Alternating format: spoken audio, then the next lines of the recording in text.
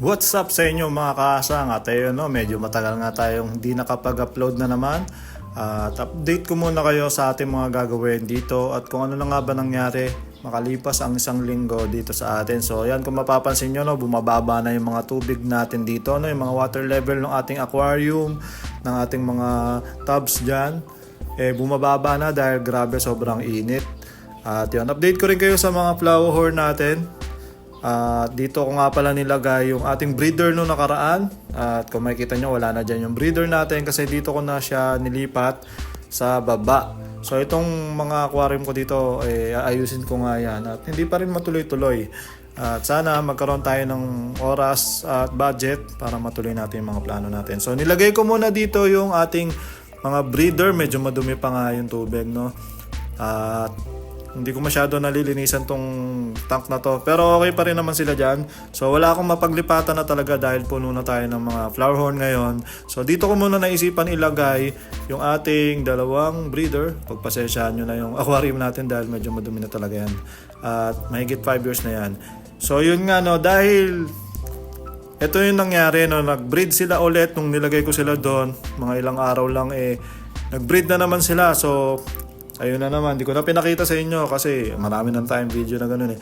So nag-breed ako dyan, nilagay ko yung yung clay pot dyan at ngayon kung makikita nyo, nag-hatch na nga yung natin, birinid natin na HB12 pa rin to guys.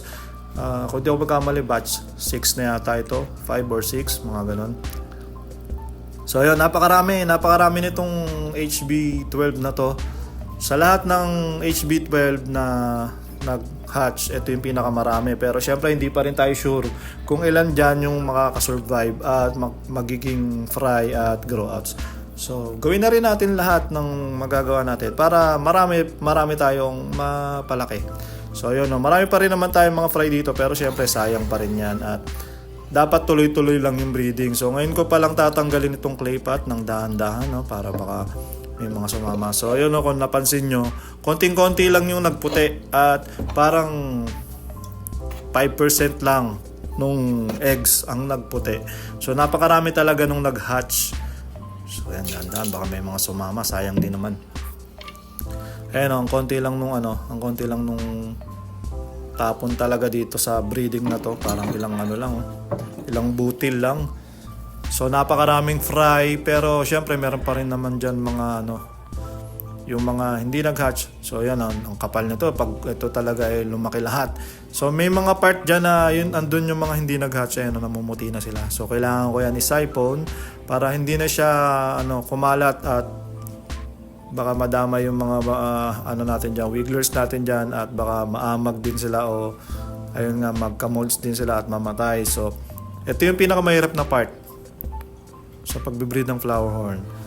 So ayan, kinailangan ko talagang isiphon yan para matanggal natin yung mga kaya nating tanggalin na namuti or yung mga hindi nag-hatch na eggs dahil yun talaga yung makakasira dyan sa batch na yan. So ayan, kahit papaano marami naman ako natanggal. May mga sumamang nag-hatch pero hindi na natin maiwasan talaga yon dahil may kailangan tayong sacrifice para maisiphon natin yung mga kailangan nating tanggalin. At marami pa rin naman ito. Yan, ang gagawin ko ngayon dito is dadagdagan ko tubig, lalagyan ko methylene blue. Tapos yung ilaw niyan, hindi ko papatayin yan hanggat mga 3 days yan. Dire-diretso yung ilaw niyan kasi ewan ko lang, hindi ako sure, pero pag may ilaw sila, galaw sila ng galaw. Pag pinatay ko yung ilaw, hindi sila gumagalaw. Doon na sila nagkakaroon ng problema. So update ko kayo dyan sa mga susunod na araw. Ito yung ating HB12 batch 4 na yata ito. Batch 3, batch 4, hindi ko na maalala eh. Batch 4 na yata, tama. Batch 4 na ito. So ito yung susunod kong release na magre-release nga ako ng wholesale na naman. Siguro mga 1 week pa. Palakihin ko muna ng konti ito tapos mag-release tayo ng wholesale. Ang wholesale sa akin is 500 ang 15 pieces. Yung 15 pieces na yon, hindi siya yung fry na malalaki guys, no, kasi yung iba dyan baka nagtataka bakit ang mura. Hindi siya yung fry na malalaki na mabibili nyo, yung mga binibenta ko na 100 each. Mas malalaki na talaga yon. So yung mabibili nyo sa akin na wholesale, wala pa siyang 1 inch size. Yan. Kung makikita nyo, ang gaganda na rin naman ng mga samples ko nito. May mga nilabas na ako nito, yung mga fry na napalaki na ng mga bumili sa akin, mga growouts ko. So, subok ko na yung HB12 na yan. So, ito yung batch 5 natin, yung sinundan nung ngayon. Kumakain na to ng 2 beefex at mabilis na rin to lalaki, pero mga 2 months pa talaga natin yan talaga papalakihin para mabenta, no? At matagal-tagal din talaga magpalaki ng ploughorn, kaya dapat talaga dyan, basta nagbe-breed kayo at may lalagyan kayo, kung gusto nyo talagang tuloy-tuloy ang pagbenta nyo ng ploughorn, yung cycle nyo ng pagbebenta, pagbe-breed, kailangan hanggat pwede nyo i-breed nyo na i-breed.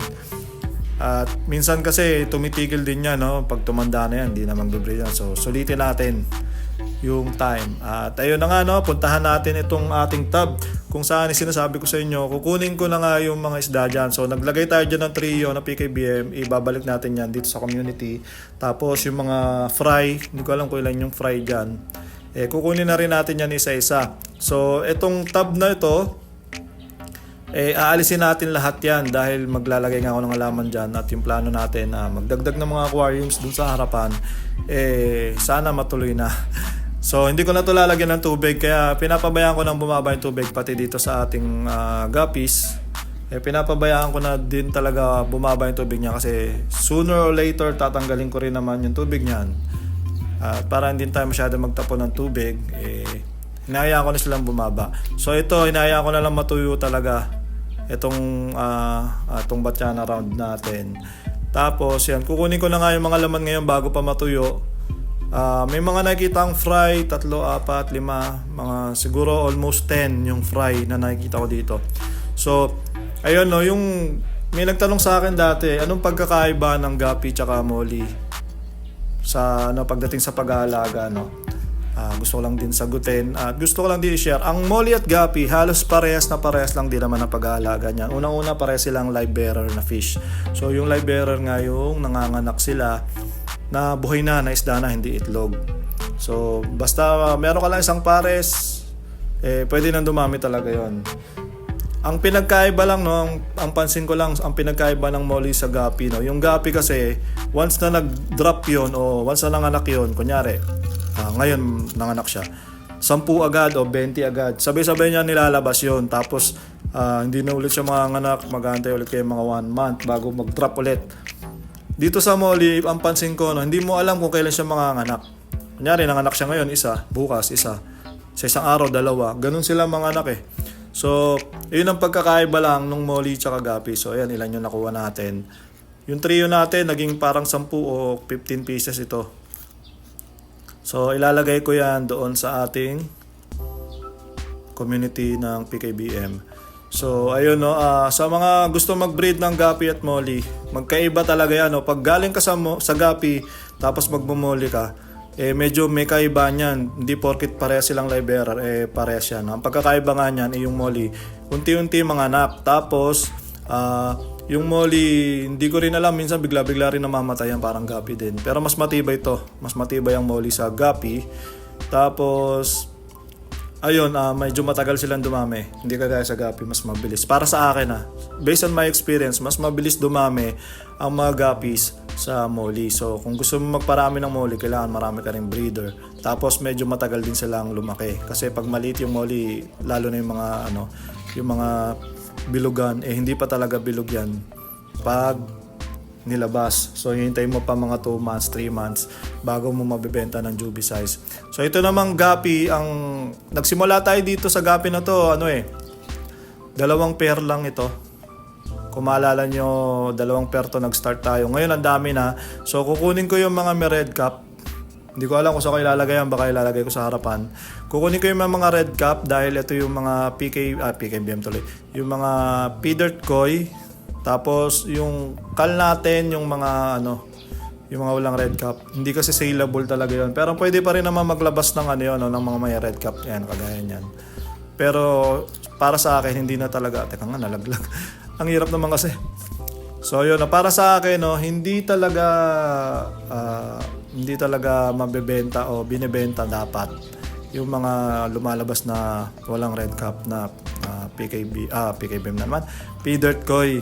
So reject na talaga yon. So dati nagbebenta rin ako noon as may mga gusto kasi bumili na as lang P-dirt.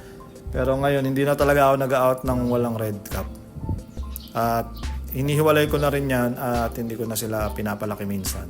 So makikita mo naman yan yung mga maliliit minsan. Maliit pa lang, makikita mo na may red cap na yan. So yun na lang yung pipiliin natin. At yun na lang din yung mga ibibreed natin. So ayun, nag-aalaga ako ng mga feeder, ng mga guppy para sa sarili ko lang, no? Hindi to para ibenta ko. Kaya okay lang din na magkalakot, magkalyan. Dahil hindi ko talaga to pinaparami para ibenta. Hindi kagaya dati talaga pag nag-breed ako, gusto ko madami talaga para mabebenta ko sila. Ngayon hindi na ganun. At medyo nagbago na yung yung trip natin. So ngayon iipunin ko yung mga may red cap, lalagay ko to sa harapan. Hindi ko alam kung saan ko ilalagay doon. Pero gawa natin ng paraan. So mga 15 pesos yata ito, mga mahigit 10. So, try natin paramihin pa ulit itong batch na ito. Tapos, yung mga maliliit dito, tignan natin. Yung mga may iwang maliit, kung may ilalabas pang may mga red cap dyan. Tapos, call na natin yung iba. Alright? Ayan o. Diba? Gumulo. Madami pa natira. May mga fry, may mga jubi pa dyan. So, yung mga fry natin, doon na lang tayo magkakaroon ng pag-asa. Yung mga jubi natin, tsaka may breeder size pa na walang red cap, hindi ko lang kung anong gagawin ko dyan. Sa mga yan. So, yun. Yung ating flower horn na sinasabi ko, bibili ako ng bagong breeder na male flower horn para dito sa female na to. Hindi ko pa rin nakikita ng pares yan. Pero soon, papakita ko sa inyo, bibidyo natin syempre pag may bago tayong breeders. So ayun no, yun muna ang video natin ngayon. Sana nag-enjoy kayo. Maraming salamat sa patuloy na sumusuporta sa akin. Kaso number 1, fish out!